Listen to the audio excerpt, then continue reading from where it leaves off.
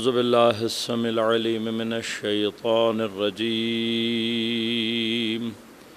بسم الله الرحمن الرحيم. الحمد لله الذي هدانا لهذا وما كنا لنهتدي لولا أن هدانا الله لقد جاءت رسل ربنا بالحق. الصلاة والسلام على رسول المسدد المصطفى الأمجد المحمود الأحمد أبي القاسم محمد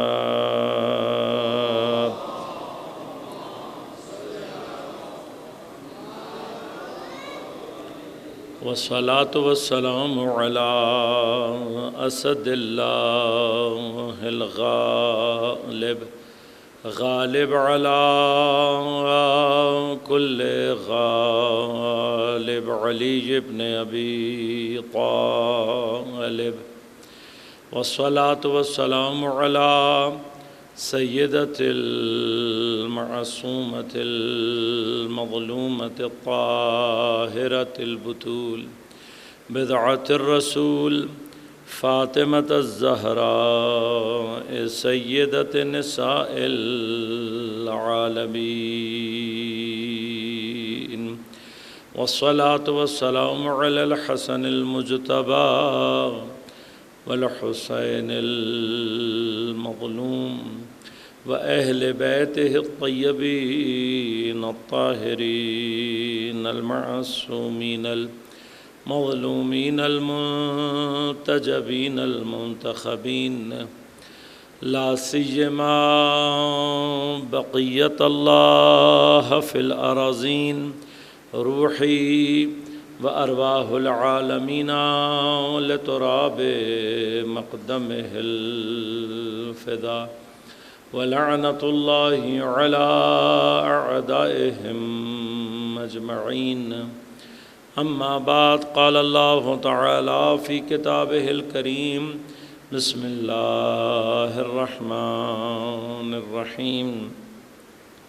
يا أيها الذين آمنوا اتقوا الله وكونوا مع الصادقين. صلوات اللهم صل على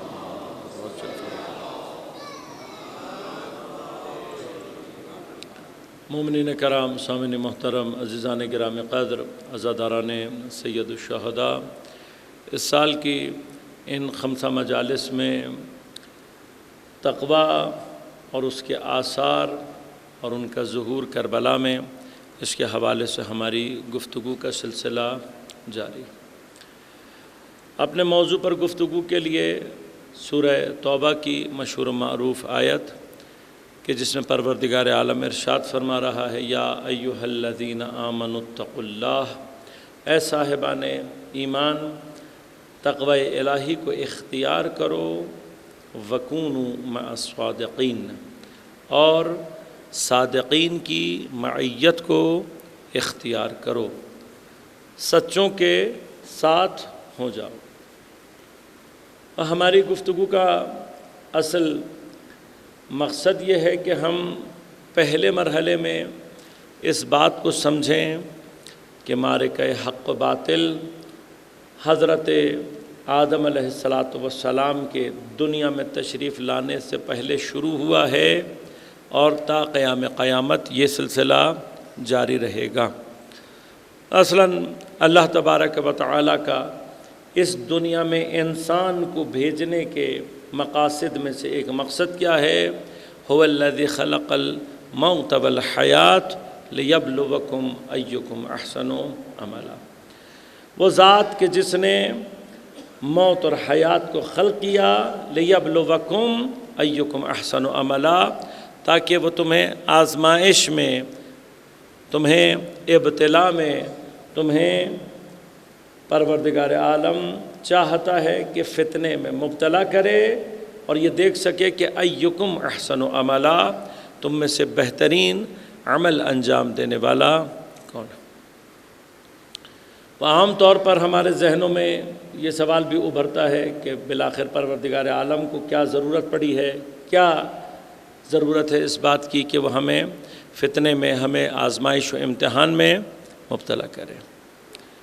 تو اس کا مختصر جواب یہ ہے، کیونکہ خود امتحان الہی یا ابتلاعات الہیہ یہ اپنی جگہ ایک مفصل بحث، مفصل گفتگو ہے، اپنے لیے بہت سارے مقدمات چاہتی ہے، لیکن خلاصتاً یہی وہ راہ ہے جس کے ذریعے سے انسان اپنے اس کمال کو ظہور دے سکتا ہے جس کمال کے ساتھ اللہ تبارک و تعالی نے اسے خلق کیا ہے۔ لہذا عام طور پر ہم جب اپنے اندر سے اس ظہور کمال کی طرف متوجہ نہیں ہوتے تو ہماری اپنی زندگی میں اس کا نتیجہ اس صورت میں ظاہر ہوتا ہے کہ ہمیں اپنی زندگی میں کوئی مقصد نہائی نہیں دکھائی دیتا۔ جب ہمیں یہ مقصد نہائی دکھائی نہیں دیتا تو بالآخر ہم اپنی زندگی میں کوئی نہ کوئی ہدف، کوئی نہ کوئی مقصد پیدا کرنے کی کوشش کرتے ہیں، جو مثلاً کبھی تعلیمی معاملات میں، مقامات میں کسی پوزیشن کے اعتبار سے، کسی نوکری کے حصول کے اعتبار سے، مالی اعتبار سے، اپنے آپ کو کسی جگہ پہنچانے کے اعتبار سے، قدرت کے، شہرت کے حصول کے اعتبار سے بعض اوقات ہماری زندگیوں میں ظاہر ہوتا ہے۔ لیکن یہ تمام کے تمام اہداف، یہ تمام کے تمام مقاصد، یہ وہ ہیں کہ جن میں بالآخر انسان کے قلب کے لیے سکون موجود نہیں ہے۔ لہذا انسان دولت پہ دولت حاصل کرتا چلا جاتا ہے لیکن اس کے قلب کو سکون حاصل نہیں ہوتا۔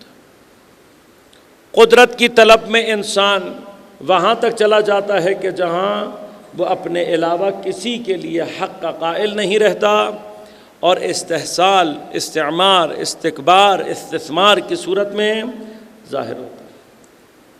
شہرت طلبی اسی طرح سے انسان کو ان مقامات تک لے جاتی ہے کہ جن میں ہر اگلے مرحلے میں انسان کے اندر ہوس اور طمع اور لالچ بڑھتا چلا جاتا ہے۔ ان تمام چیزوں کا الٹیمیٹ نتیجہ انسان کے اندر تباہی، بربادی، فساد، خون بہانا، ان تمام چیزوں کی صورت میں ظاہر۔ یہی وہ مقام ہے، یہی وہ کیفیت ہے کہ جس کو فرشتوں نے جس وقت پروردگار عالم نے انسان کی زمین پر خلافت کا اعلان فرما کر یہ کہا کہ انی جاعل فی الارض خلیفہ، میں زمین پر اپنا خلیفہ کس کو بنانے جا رہا ہوں؟ انی خالق بشر من طین، میں بشر کو مٹی سے، مادے سے، پست ترین ممکن موجود سے اس کے بدن کو بنا رہا ہوں۔ فَإِذَا سَوَّيْتُهُ وَنَفَخْتُ فِيهِ مِنْ رُوحِي، اور جب میں اس کو بنا کر مستوی بیلنس فارم میں لے آؤں اور اس کے اندر اپنی روح میں سے پھونکوں، فَقَعُوا لَهُ سَاجِدِينَ، پس تم اسے اس وقت سجدہ کرنا۔ اب فرشتوں نے جب انسان کی اس کیفیت کو ملاحظہ کیا کہ اللہ تبارک و تعالی نے ایک ایسا کمبینیشن بنایا ہے کہ جس میں پست ترین مادے سے اللہ نے اس روح کو اتصال دیا ہے کہ جسے اپنی جانب نسبت دے کر اللہ تبارک و تعالی نے اس کو وہ قداست، وہ شرافت، وہ فضیلت عطا کر دی ہے کہ اگر اس نے اپنے اس بدن مادی میں اس روح کو صحیح معنی میں مینیج نہیں کیا، اس کو اس نے صحیح راہ میں اس کو استعمال نہیں کیا، تو کیا ہوگا؟ ایک کیفیت عرض کر رہا ہوں، جب ایٹامک ری ایکٹر بنایا جاتا ہے، ایٹامک بم بنایا جاتا ہے، سینٹریفیوج جو ہوتے ہیں ان کے اندر بنانے والوں کو پتہ ہوتا ہے کہ جب یہ پروسیس پیش آئے گا اور وہ انرجی ریلیز ہوگی جس کو ہم ایٹامک انرجی کہتے ہیں، تو یہ ایک بڑی ایمنس قسم کی انرجی، اگر اس انرجی کو صحیح راہ پر لگا کر صحیح طریقے سے استعمال کیا جائے تو یہ انسان کے لیے بہت سارے پروڈکٹیو کاموں میں کام آ سکتی ہے، بہت سارے ریسورسز کو ریپلیس کر کے انسان کے بہت سارے کاموں کو انجام دینے میں اور اس کی ترقی میں مددگار ثابت ہے۔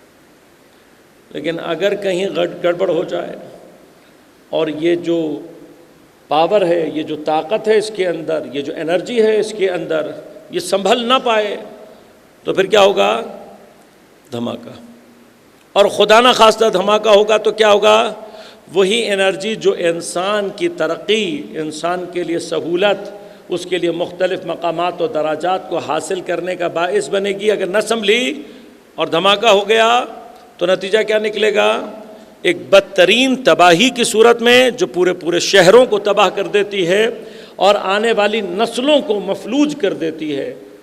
اثر ہے یہ ایک مادی انرجی کا اگر وہ بے قابو ہو جائے تو اثر تباہی کی صورت میں ظاہر ہوتا ہے۔ یہی مادی انرجی اگر اس کی ڈائریکشن صحیح لگا دی جائے، اس کو صحیح راستے پر ڈالا جائے تو مادی ترقی کے مراتب خود بخود سمجھ میں آتے ہیں۔ اب انسان تھوڑی سی دیر کے لیے تصور کرے کہ جس روح کو اللہ تبارک و تعالی نے اپنے آپ سے نسبت دی ہوگی، وہ روحانی اور معنوی اعتبار سے کتنی عظیم انرجی ہوگی کہ جو اللہ تبارک و تعالی نے اس جسم مادی میں اللہ تبارک و تعالی نے اسے پھونک دیا ہے، اس کے اندر بند کر دیا۔ لہذا بہت واضح سی بات ہے کہ یہ جو روح قدسی ہے، یہ جو اللہ سے نسبت پیدا کرنے کے بعد اس روح کے اندر وہ طاقت، اس کے اندر جو قدرت موجود ہے، اگر انسان اسے صحیح ڈائریکشن میں لگائے تو پھر یہ ہی روح انسان کو ترقی کے ان مراتب تک لے کر جائے گی کہ جہاں پر واقعاً فرشتے اس کی عظمت کو سجدہ کریں گے۔ اور یہ سجدہ کرانے کا مقصد ہی یہ تھا کہ ہر وہ انسان، مثلاً حضرت آدم علیہ السلام، کس عظمت کو، یہ کیا چیز ہے؟ کیا اللہ تبارک و تعالی فرشتوں، وہ خود اپنے علاوہ کسی کو سجدے کو گوارا کرتا ہے؟ ہرگز۔ لیکن اگر یہی آدم خدا ہی کے کمالات کے ظہور کا مرکز بن جائے تو پھر فرشتوں کو اپنے سجدوں کے لیے وہ ڈائریکشن مل جاتی ہے کہ جس ڈائریکشن سے خود فرشتے کی اپنی عبادت کے اندر کمال پیدا ہوتا ہے۔ وَإِلَّا اللہ تبارک و تعالی اپنے علاوہ کسی کے سامنے، لہذا نویں امام محمد تقی علیہ السلام سے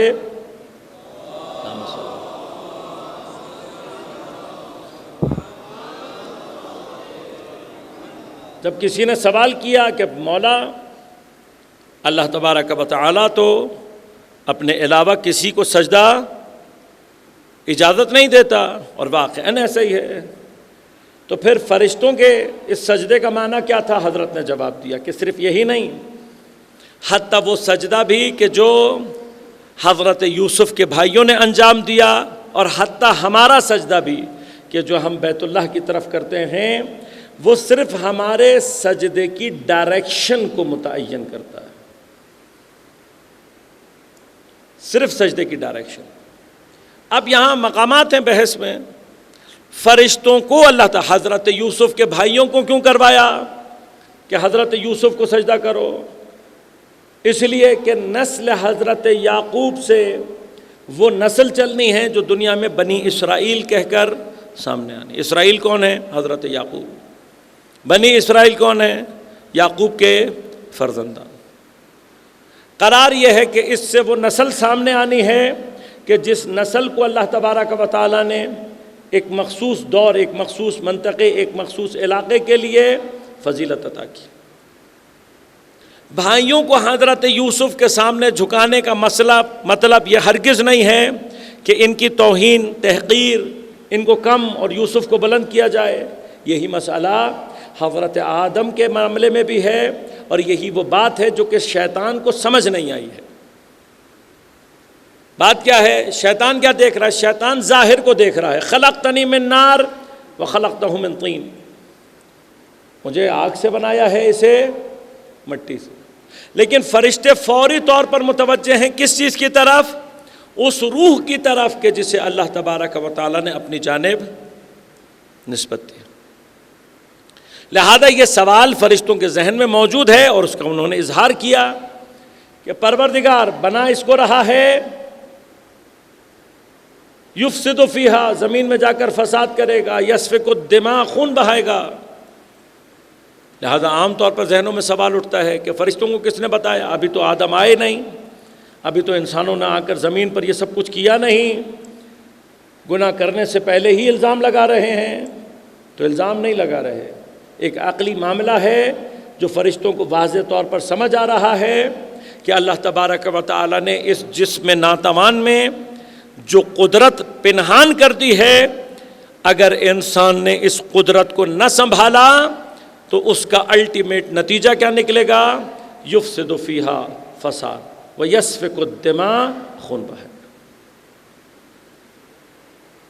لہذا علماء نے اس کو مزید ایلیبریٹ کیا، مزید سمجھایا کہ کیا نتیجہ ہے، یہ روح کیا کرتی ہے۔ اس روح کا جو بہت سارے کمالات ہیں، ان میں سے ایک کمال یہ ہے کہ یہ لامحدود کو طلب کرتی ہے، طلب لامحدود اس کے اندر پائی جاتی ہے۔ عقلی اعتبار سے ہماری عقل کبھی بھی لامحدود کو درک نہیں کر سکتی، لہذا لامحدود کے آگے آ کر عقل خود ہی ہتھیار ڈال دیتی ہے۔ لامحدود عقل اس لفظ سے زیادہ لامحدود کو نہیں پہچانتی اور نہ پہچان سکتی ہے، پاسبل ہی نہیں ہماری عقل کے لیے۔ اس نہ پہچان سکنے کے باوجود بھی انسان کی فطرت میں، اس کی جبلت میں، انیٹ طور پر انسان کے اندر لامحدود کی طلب پائی جاتی ہے، وجدانی طور پر ہے۔ کسی بھی انسان سے آپ عام طور پر، حتیٰ بچے کو بھی جو ذرا سمجھدار ہے، اگر آپ اس سے کہیں ہاں بھئی تمہیں مثلاً اگر اختیار دے دیا جائے کہ تمہارے پاس جتنی تمہارا دل چاہے طاقت ہو، کتنی طاقت چاہیے، تو بچہ بھی اگر متوجہ ہوگا تو آخر میں کیا کہے گا؟ کہے گا لامحدود طاقت، نہ ختم ہونے والی۔ کیوں؟ وجدانی طور پر انسان کے اندر یہ طلب لامحدود پائی جاتی ہے۔ اس قدر وجدانی کیفیت ہے کہ حتیٰ کہ وہ تمام انٹلیکچوئلز کے جو نہ خدا کو مانتے ہیں، نہ دین کو مانتے ہیں، مذہب سے نفرت کرتے ہیں، بظاہر دشمن ہیں مذہب کے، لیکن انسان کی اس فطری خواہش کو انہوں نے بھی دریافت کیا اور اس کا اظہار بھی کیا اور اس کو تسلیم بھی کیا۔ لہذا انسان کی ان لامحدود خواہشوں، یہ جتنی بھی ہیں، ان کا سب سے زیادہ جو پالا پڑا وہ ان انٹلیکچوئلز سے پڑا کہ جن کا تعلق اکنامک سے تھا، اقتصاد دان، معاشیات دان، ماہر معاشیات۔ اور جب وہ انسان کی خواہشات سے متعلق بحث میں مبتلا ہوئے، ڈیمانڈ اینڈ سپلائی کو بنانے سے پہلے کا مرحلہ یہ تھا کہ بھائی ڈیمانڈ اینڈ سپلائی تو بعد میں ہو جائے گی، پہلے یہ تو دیکھو کہ انسان ڈیمانڈ کرنے کے مرحلے میں آئے گا تو جائے گا کہاں تک۔ تو جب وہ یہ تلاش کرنے کے لیے آئے کہ بھئی یہ حضرت انسان، ان کے اندر یہ ڈیمانڈ کرنا، یہ طلب جو ہے، اس کی کیفیت کیا ہے، تو بے اختیار ہو کر، چونکہ وجدانی کیفیت ہے، سب میں پائی جاتی ہے، تو انہوں نے کہا کہ بھئی انسان لامحدود کو طلب کرتا ہے۔ لہذا سر لائنل رابنس، جنہوں نے اقتصاد کی، اکنامکس کی، علم کی مشہور زمانہ تعریف کی کہ جو آج تک استعمال کی جاتی ہے بعض مقامات پر، کہ علم اقتصاد یا علم معاشیات، اکنامکس، وہ علم ہے جو انسان کی لامحدود خواہش اور محدود ریسورسز کے درمیان میں اس کو وہ بیہیویئر تعلیم کرتا ہے کہ جس کے ذریعے سے وہ کیا کر سکے، میکسیمم لیول آف سیٹسفیکشن، اپنے اطمینان کا میکسیمم لیول حاصل کر سکے۔ وہ اگر یہ نہ بھی کرتے تو بالآخر یہ کیفیت کہیں نہ کہیں تو پائی جاتی ہے۔ مذہب کے اندر بھی یہ مباحث اخلاقیات کے عنوان سے موجود ہیں۔ انسان طلب لامحدود کو طلب کرتا ہے، یہ اس کی فطری وجدانی خواہش۔ لہذا جب ہمارے ہاں علماء نے اس کو بحث کیا کہ مثلا اس لامحدود کی طلب بنیادی طور پر انسان میں کہاں سے پیدا ہوتی ہے، تو یاد رکھیے گا نہ انسان کا نفس لامحدود کو طلب کرتا ہے، نہ عقل لامحدود سے تعلق رکھتی ہے، یہ انسان کے قلب کی کیفیت ہے۔ قلب انسان کی روح کا وہ اشرف ترین حصہ ہے کہ جس کی اپنی شرافت اس لامحدود خواہش کے ذریعے سے ظہور پیدا کرتی ہے۔ اب یہ جو لامحدود کی خواہش ہے، اس کو اگر آپ محدود ریسورسز سے پورا کرنے کی کوشش کریں گے تو نتیجہ کیا نکلے گا؟ لامحدود خواہش ہے، ریسورسز محدود ہیں، یہ محدود ریسورسز جتنے مرضی زیادہ کر لیں، نتیجہ کیا نکلے گا؟ لامحدود خواہش کو کبھی بھی آپ پر نہیں کر سکتے، لہٰذا سیٹسفیکشن لیول کبھی بھی آپ کا 0 سے اوپر نہیں جائے۔ لہذا اقتصاد کی ڈیفینیشن کے اندر جو پیراڈاکس پایا جاتا ہے، وہ پیراڈاکس یہاں پر ہے کہ اگر واقعاً انسان کے اندر کے ہے لامحدود طلب پائی جاتی ہے، اور اس لامحدود طلب کو آپ نے محدود ریسورسز کے ذریعے سے پر کرنے کی کوشش کی، تو نتیجہ کیا نکلے گا؟ 0 لیول آف سیٹسفیکشن۔ اب جب انسان مطمئن ہی نہیں ہو پائے گا، اس کے اندر وہ اطمینان کی کیفیت پیدا ہی نہیں ہوگی، تو کیا ہوگا؟ خود بخود اس کے اندر لالچ پیدا ہوگی، خود بخود اس کی یہ طمع بڑھتی چلی جائے گی۔ لہذا جب انسان کی یہ طمع، یہ لالچ، اور ہوتا کیا ہے، جتنا یہ محدود آتا چلا جاتا ہے، بجائے اس کے کہ انسان کا سیٹسفیکشن لیول بڑھے، اس کے اندر اور کی تمنا، طلب بڑھتی چلی جاتی ہے، جو کہ لالچ اور طمع کی صورت میں اور اس کی شدت کی صورت میں ظاہر ہونا شروع ہو جاتی ہے۔ اب جب وہ اور کے چکر میں لگتا ہے اور اپنے ریسورسز سے اس کو بڑھا نہیں پاتا، تو پھر کیا کرتا ہے؟ چوری کے راستے اختیار کرتا ہے، دھوکے کے راستے اختیار کرتا ہے۔ جب وہاں سے بھی پر نہیں ہو پاتا تو پھر مینیپولیشن پہ اترتا ہے، پھر اگر نہ بھرے تو پھر کہاں پہنچتا ہے؟ دوسروں کے ریسورسز پر قبضہ کرنا۔ کیا یہ ساری دنیا پر قبضہ کر کے مطمئن ہو جائے گا؟ کبھی نہیں ہوگا، کبھی نہیں ہوگا۔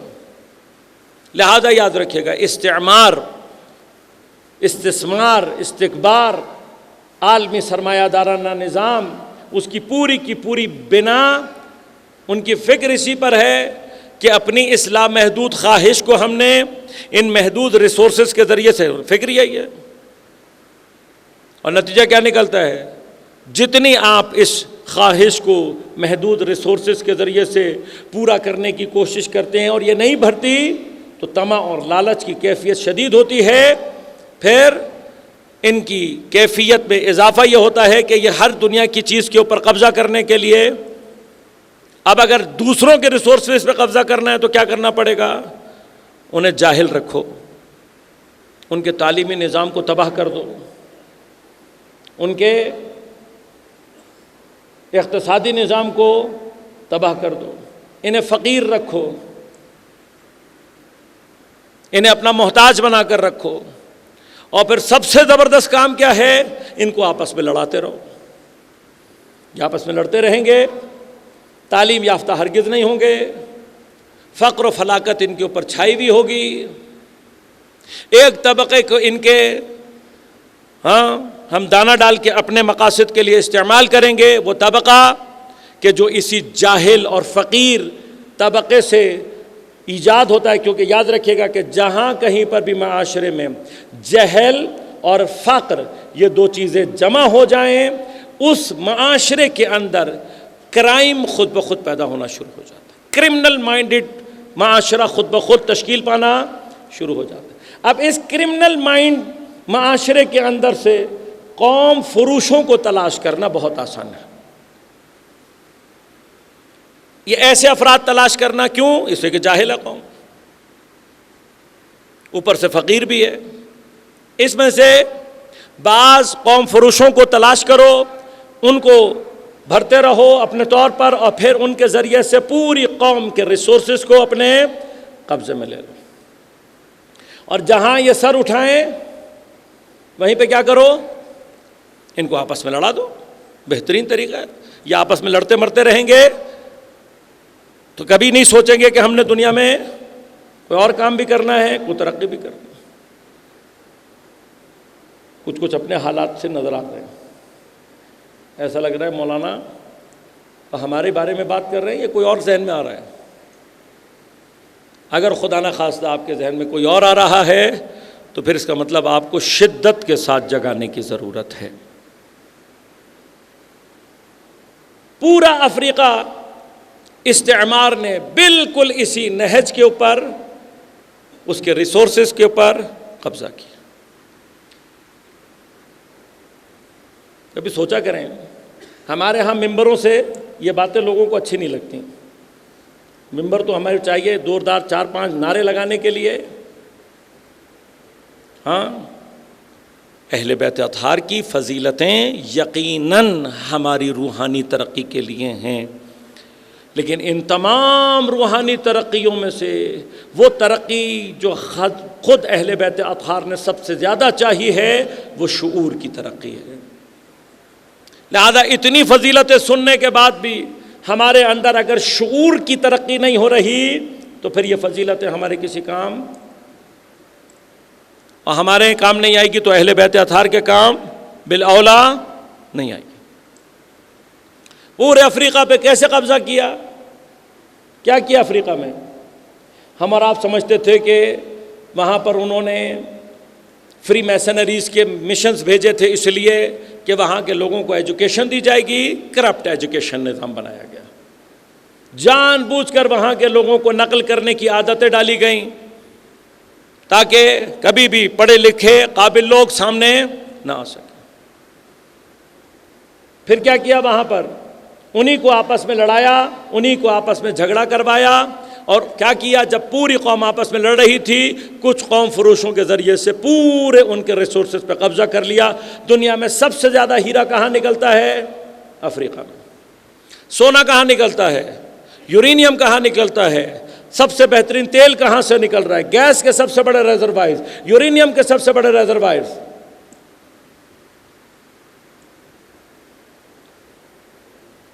ہم سے پہلے خزانے پر بیٹھے ہوئے فقیر افریقہ میں پائے گئے. سب کچھ ہے.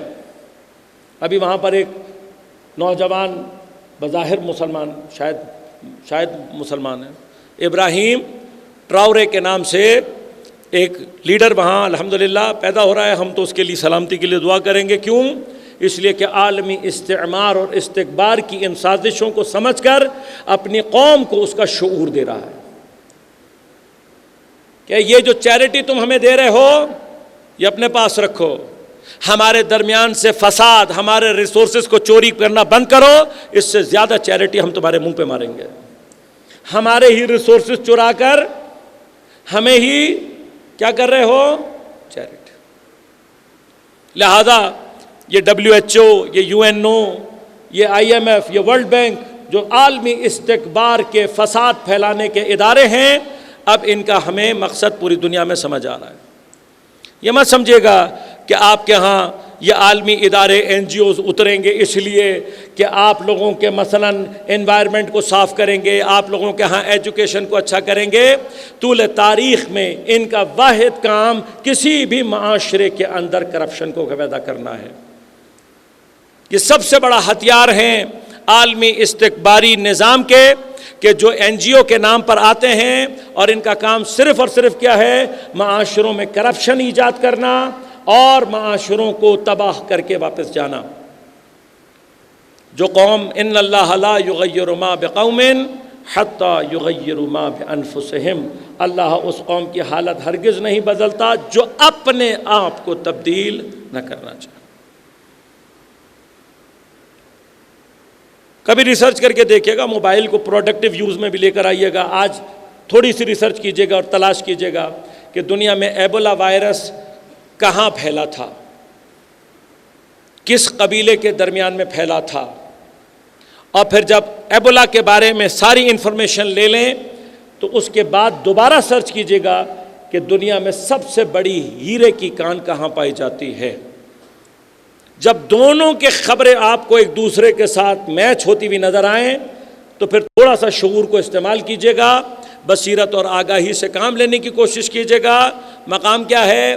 مقام یہ ہے کہ اس دنیا کی سب سے بڑی ہیرے کی کان پر قابض زائنسٹ قوتوں کے مقابلے پر وہاں کا جب قبیلہ ان کے مقابلے پر اپنے حقوق کی بات کر رہا تھا، ان کے درمیان میں ایبولا وائرس کو جان بوجھ کر پھیلا کر اس پورے قبیلے کو مار دیا گیا، اور بعد میں دنیا میں ایبولا وائرس کو کنٹرول کرنے کے بہانے ان کو آ کر وہاں سے آرام سے پورا کا پورا معاملہ سمیٹ کر دنیا میں چیمپئن بھی بن گئے کہ جی ہم نے ایبولا وائرس کو پھیلنے سے روک لیا۔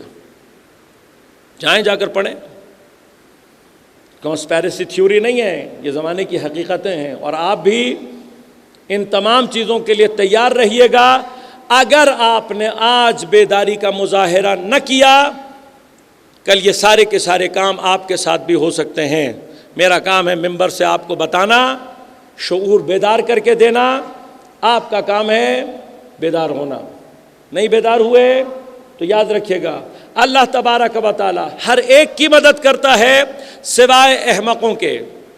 احمقوں کے لیے اللہ تعالیٰ نے کوئی نظام نہیں رکھا۔ جو آدمی اس شاخ کو کاٹ رہا ہو جس شاخ پر وہ خود بیٹھا ہوا ہو، اور اس کے بعد وہ جتنا مرضی متقی پرہیزگار ہو، جتنی مرضی نمازیں پڑھتا ہو، اور جتنے مرضی اخلاص کے ساتھ خدا کو پکارے کہ پروردگار مجھے بچا لینا گرنے سے، خدا اس کو ہرگز نہیں بچائے گا۔ لہذا ائمہ کے دل کا شکوہ کیا ہے؟ قد آذانا جہلاء الشیعہ و حمقاؤہم۔ سب سے زیادہ اذیت ہمیں کس نے دی ہے؟ شیعوں کے جاہلوں نے اور احمقوں نے۔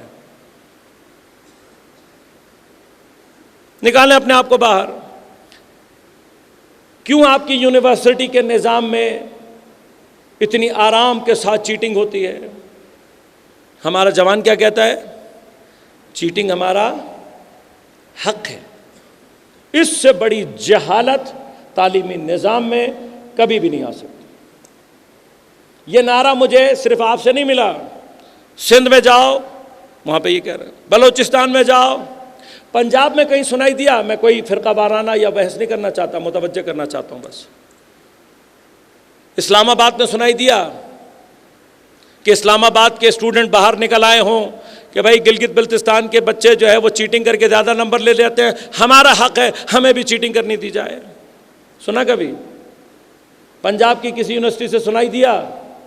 کے پی کے کی کسی یونیورسٹی سے سنائی دیا؟ چیٹنگ کرنے والے اگر یہ خدا نہ خواستہ آ بھی جائیں، یہ اپنی ہی قوم کے قاتل ہوتے ہیں۔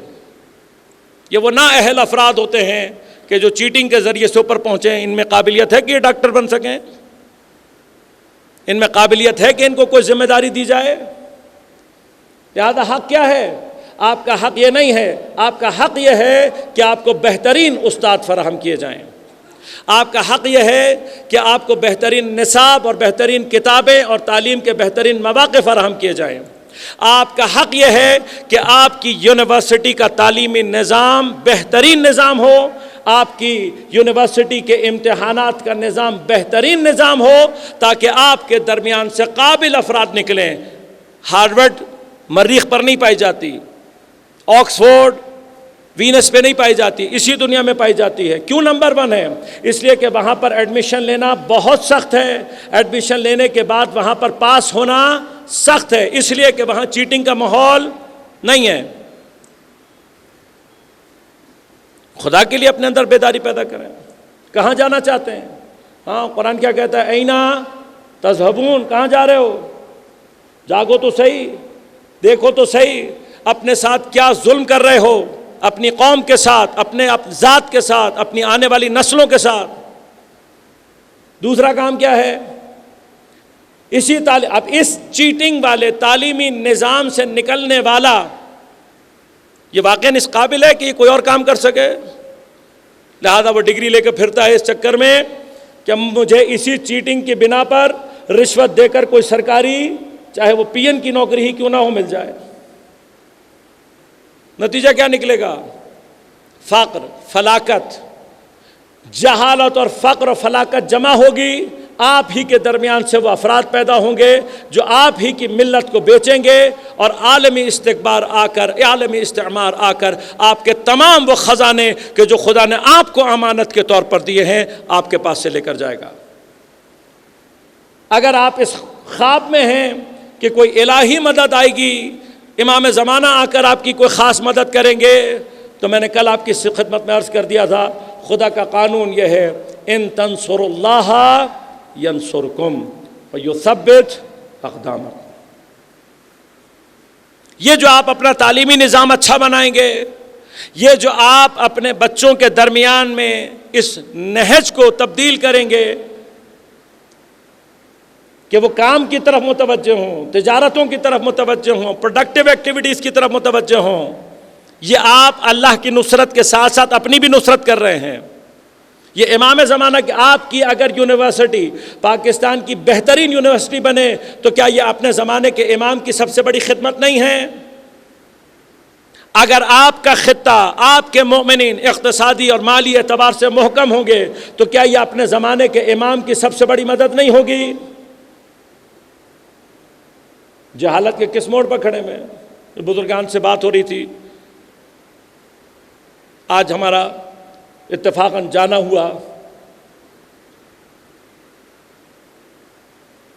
ایک گلیشیئر ہم دیکھ کر آئے، نیچرل ریسورسز، نیچرل اسٹیڈیم، خوبصورت، اللہ تبارک و تعالیٰ نے آپ کو مقامات دیے ہیں۔ گلیشیئر کے سینے میں جہاں پر اتنی مشکل سے اترے کہ کئی جگہ پر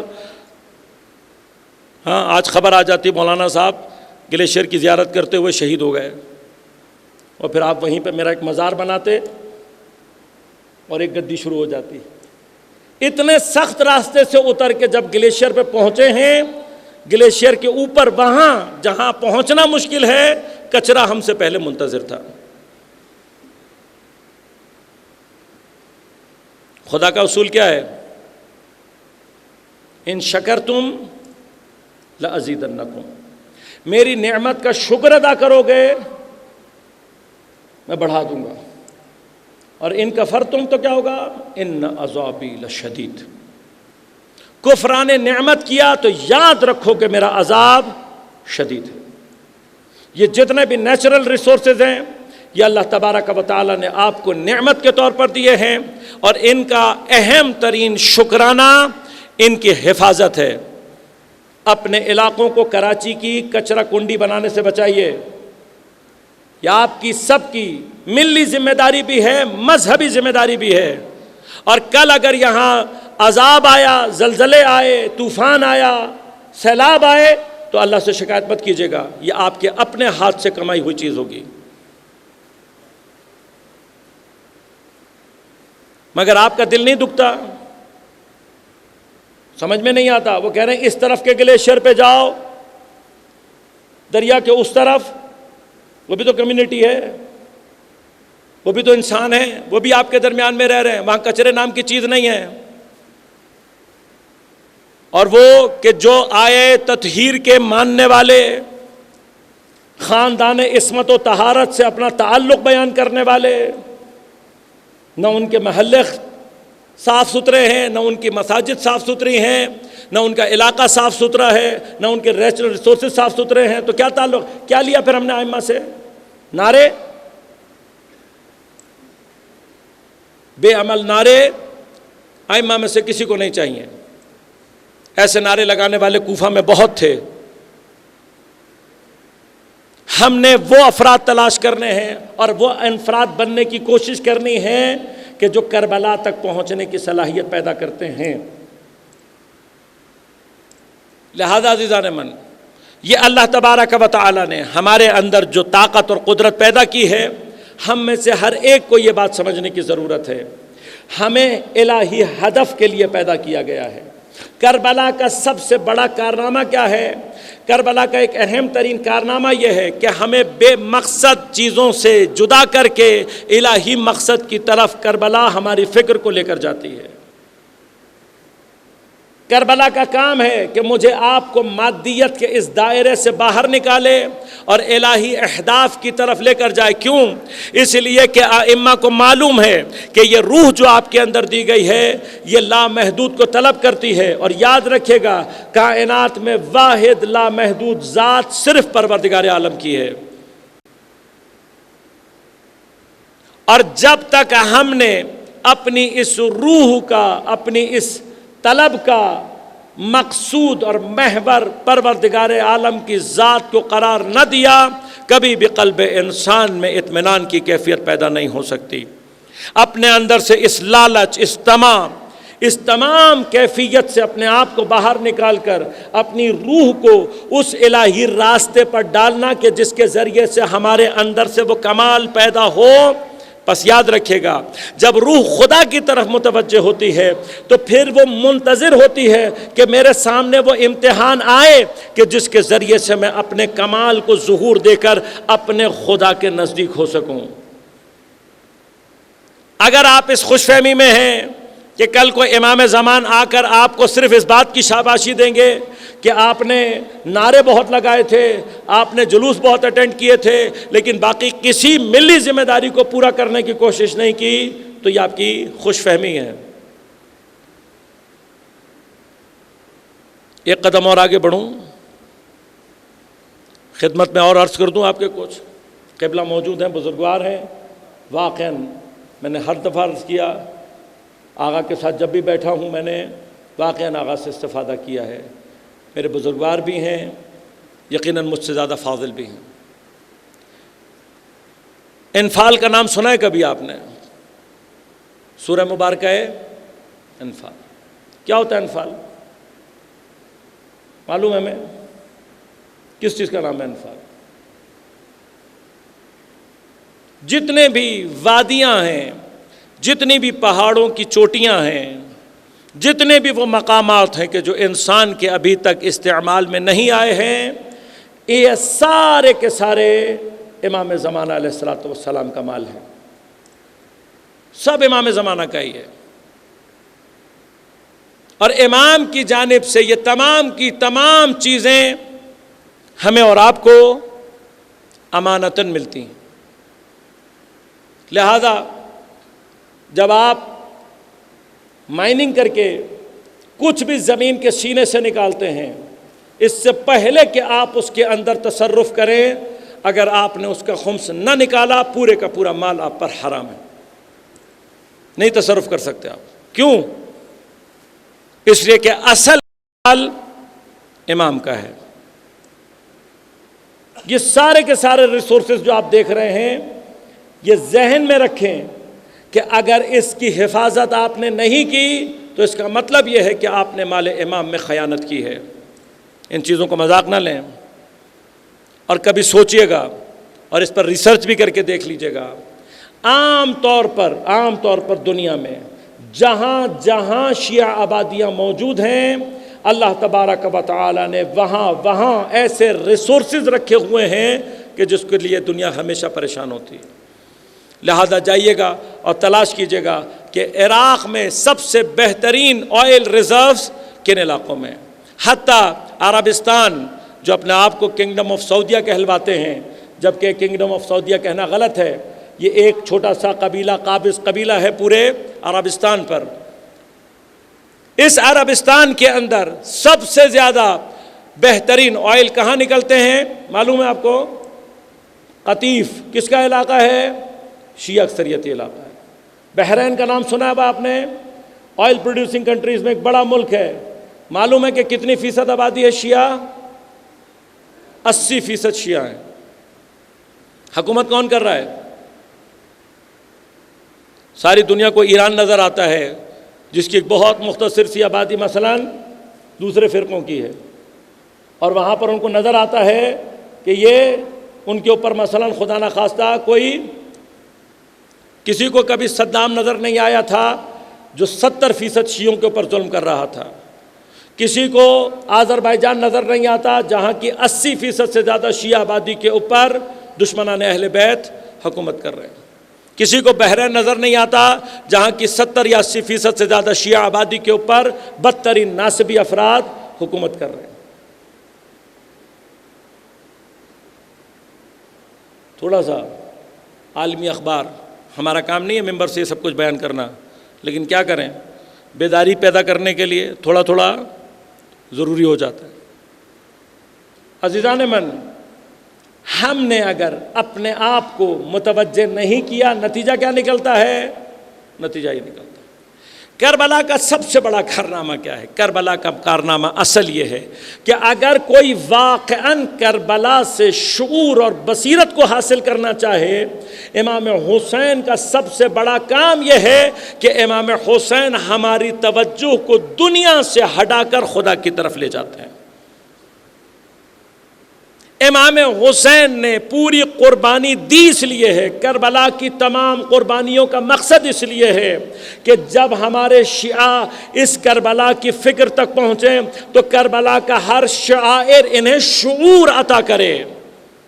پس علم حضرت عباس شاعر کربلا میں سے ہے جس کا کام ہے شعور وفا اور دفاع دینا، اس لیے کہ حضرت عباس کے علم اٹھانے والے کو حضرت عباس کا وہ رجز زبانی، وہ شعر زبانی یاد ہونا چاہیے کہ جب حضرت کے بازو کاٹے ہیں تو حضرت نے کیا کہا؟ واللہ ان قطعتم یمینی، خدا کی قسم اگر تم میرا ہاتھ کاٹ بھی دو تب بھی میں اپنے امام کی حمایت پر سے ہاتھ اٹھانے والا نہیں ہوں۔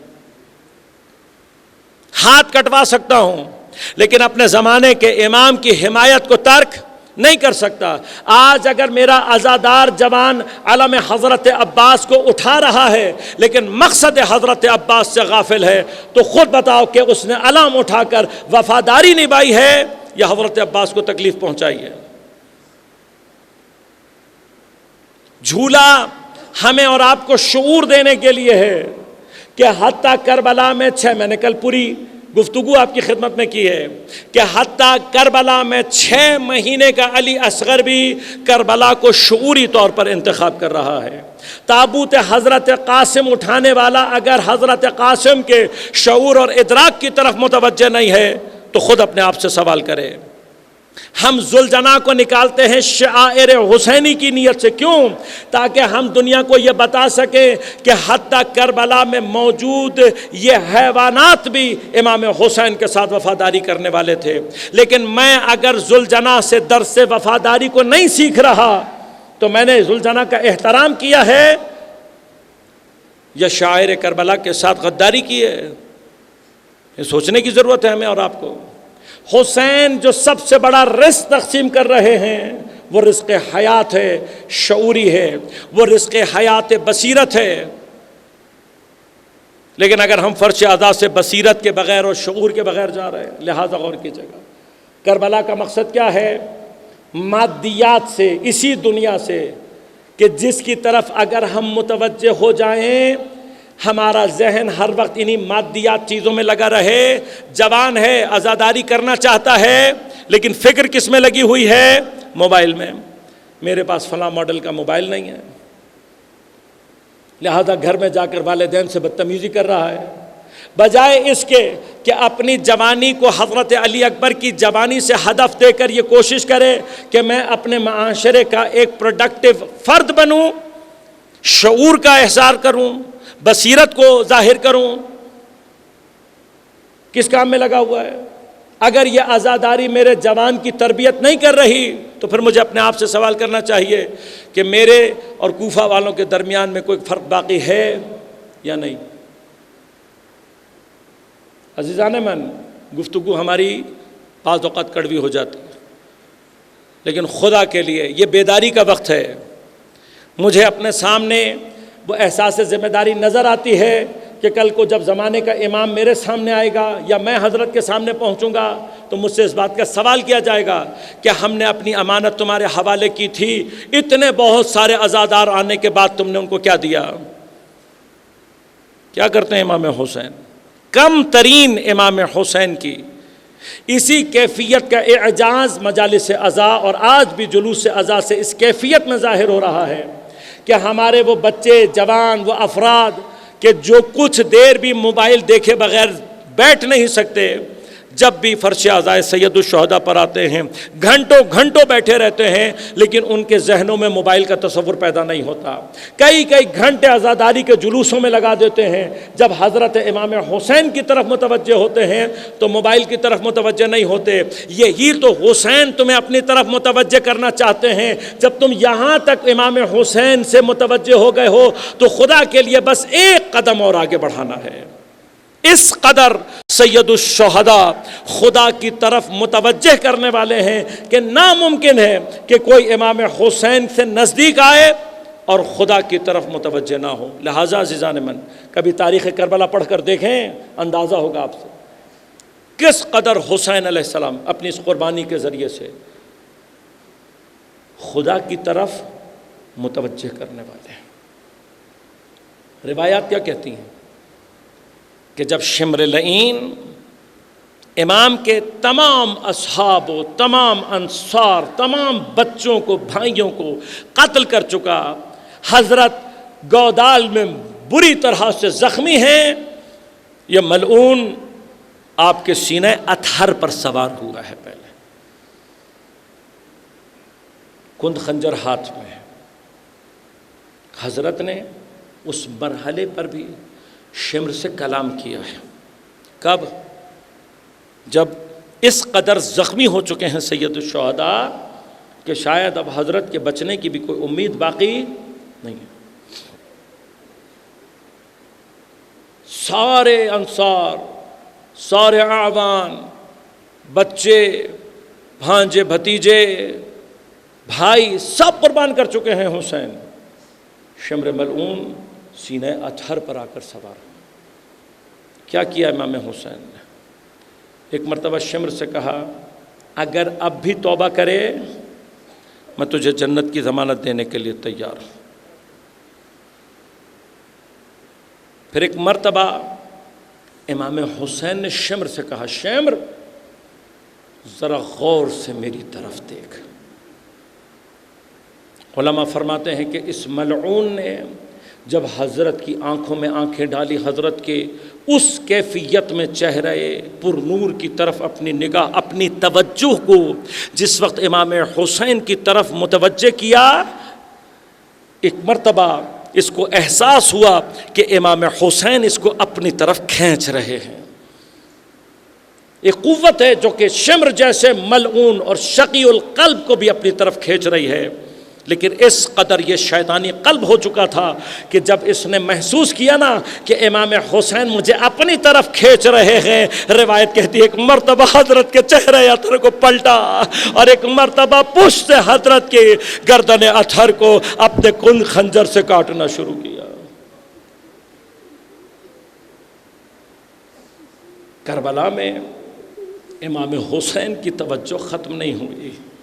تاریخ کیا کہہ رہی ہے؟ سر اقدس کو جب نیزے پر بلند کیا گیا، جس بازار میں پہنچا، میرے مولا کا سر قرآن پڑھ کر لوگوں کو اپنی طرف متوجہ کر رہا تھا۔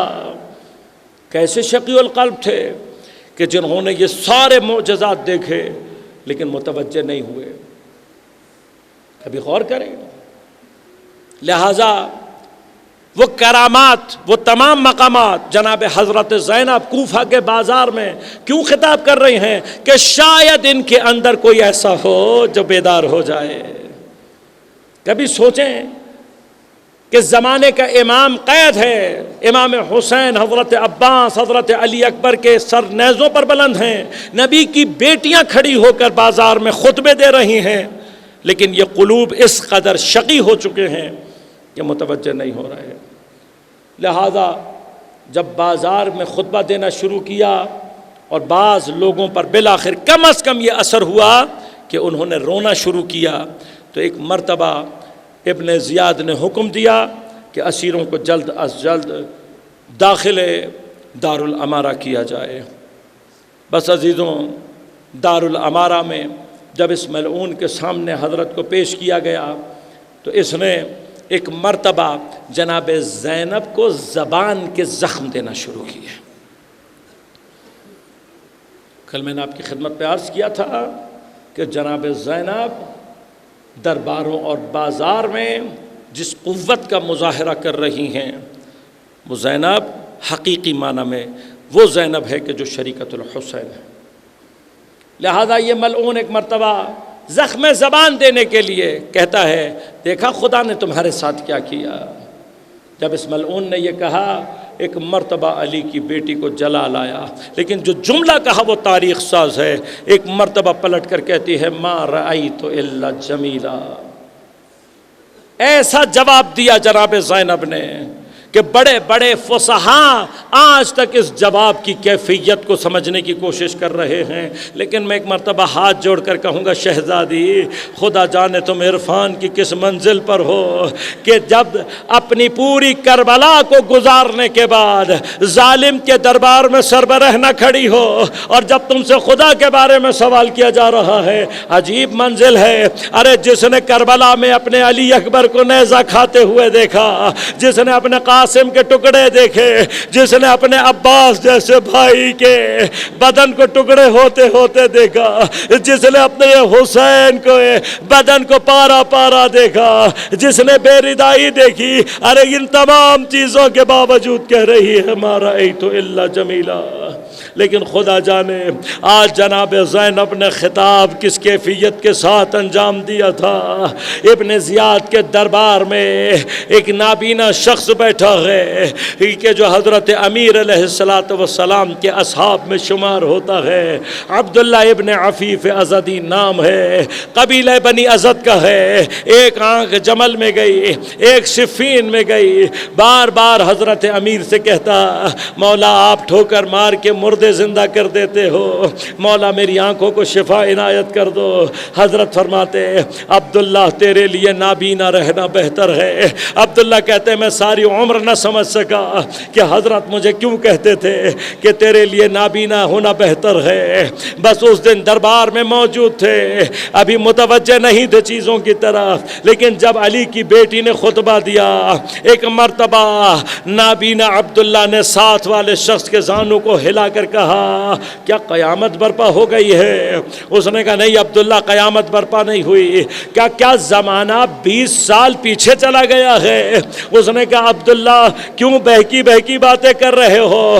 عبداللہ ایک مرتبہ پکار کے کہتے ہیں ارے میں نے حضرت امیر کے ساتھ بہت وقت گزارا ہے، خدا کی قسم میرے کان دھوکہ نہیں کھا سکتے، مجھے دربار سے علی کی آواز سنائی دے رہی ہے۔ اس نے کہا عبداللہ یہ تیرے امیر کی آواز نہیں ہے بلکہ علی کی بیٹی زینب کبریٰ کی آواز ہے۔ میں یہ سننا تھا کہ مرتبہ امامہ زمین پر پھینکا۔ عبداللہ سر پیٹ کے رو کر کہتا ہے مولا آج معلوم ہوا، خدا کا شکر ہے کہ عبداللہ نابینا ہے، علی کی بیٹی کو بھرے دربار میں نہ دیکھ سکا۔ ایک مرتبہ کھڑے ہو کر آواز لگا کر کہا ابن زیاد کو مر جانا کی اولاد، تیری یہ جرأت کہ تو اہل بیت مصطفیٰ کو اسیر کر کے بازاروں درباروں میں لے کر آئے۔ بس جیسے ہی عبداللہ نے بولنا شروع کیا ابن زیاد کو بغاوت کا خوف ہوا، اشارہ کیا کہ عبداللہ کو قتل کیا جائے، لیکن جیسے ہی جلاد بڑھے ادھر سے قبیلہ بنی اسد کے جوان اٹھے، عبداللہ کو چاروں طرف اپنی حفاظت میں لے کر ایک مرتبہ دارالامارہ سے باہر آئے۔ بس سید سجاد منظر دیکھ رہے تھے، ایک مرتبہ رو کر کہتے ہیں ارے نانا اپنے بچوں کی مصیبت آ کر دیکھو، ارے ہمارے غلاموں اور صحابیوں کے حامی و ناصر موجود ہے، تمہاری اطرت کا کوئی حامی و ناصر موجود نہیں۔